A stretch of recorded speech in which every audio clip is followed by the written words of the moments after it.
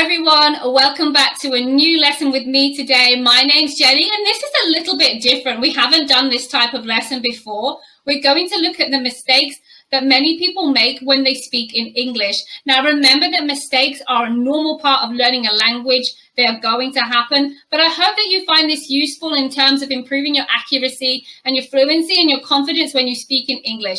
I know I really enjoy this type of lesson when I watch them in Spanish. So if you do enjoy this lesson, please like the video, leave me a comment and consider subscribing to the channel as well, because that really lets me know that this is the kind of thing that you want to see. So with all that said and done, let's take a look at those common speaking mistakes. These are the first 3 typical mistakes that I hear. Let's look at the first one. It says, if the weather will be good, I will go out. I hope you can spot the mistake here. It's really common with first conditionals.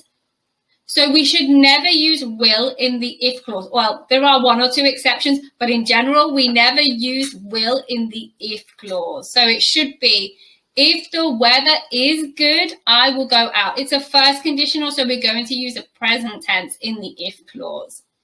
Okay, let's look at sentence number 2. If I would have more time, I would take an art class. So similar to the first conditional in sentence 1, we shouldn't use would in the if clause in the second conditional. It should be the past simple or the past continuous. In this case, it should be the past simple.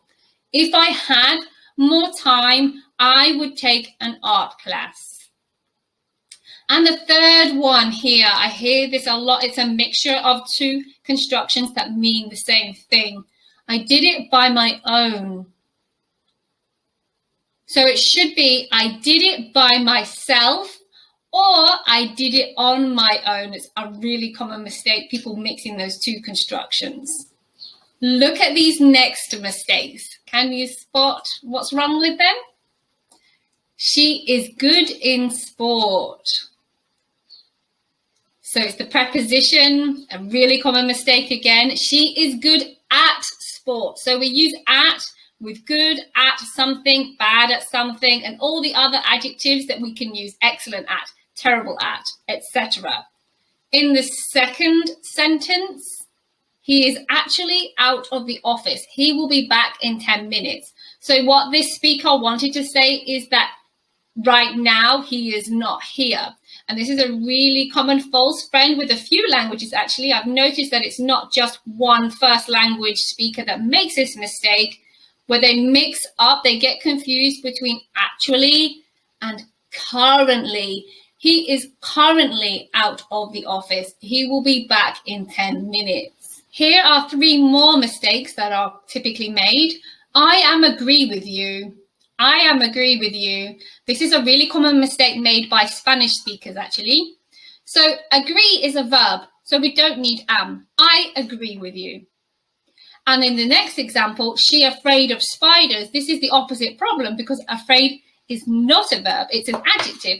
So to complete this sentence, we need a verb. She is afraid of spiders, to be afraid of something. And this last one is really common. And to be fair, this is very difficult to understand the difference. It is hot in the sun, but cool in the shadow. So the difference between shadow and shade, it should be, it is hot in the sun, but cool in the shade. And I'll try and explain a little bit the difference between shade and shadow. So shade is the area typically of the ground that is not touched by light, usually sunlight. And shade gives us protection from the sun. And a shadow is the silhouette that is cast by an object that blocks the light. So often we use shadow with people, like, oh, look at his shadow. And we use shade with larger areas that give us protection from the sun. Here are your last 3 mistakes for today. The first one is, it is so big problem. So many people think because they have the adjective big, they should use so. But here, big actually forms part of the noun phrase, big problem. So you're going to use such. And you're also missing an article here. So it should be, it is such a big problem. The problem is so big but it is such a big problem. The second one, the people is incredibly friendly. So this is another mistake commonly made by Spanish speakers, because in Spanish, people takes a singular verb, but in English, people takes a plural verb. So it should be the people are incredibly friendly. And the last one, incredibly common as well, they arrived to the airport. So arrive doesn't take the preposition to, which many people think it does. It doesn't. It should be they arrived at the airport. So the preposition that you use with arrive is determined by the noun that you use with it. So they arrived at the airport. They arrived in London, because we use in with cities. So this one really depends on where you arrive. So there you have some of the most common mistakes that I have heard. I really hope that you found this video useful and enjoyable. And if you did, you can help me out a lot by leaving a comment and liking the video and subscribing to the channel. Thanks again for watching. We'll speak again soon. Bye.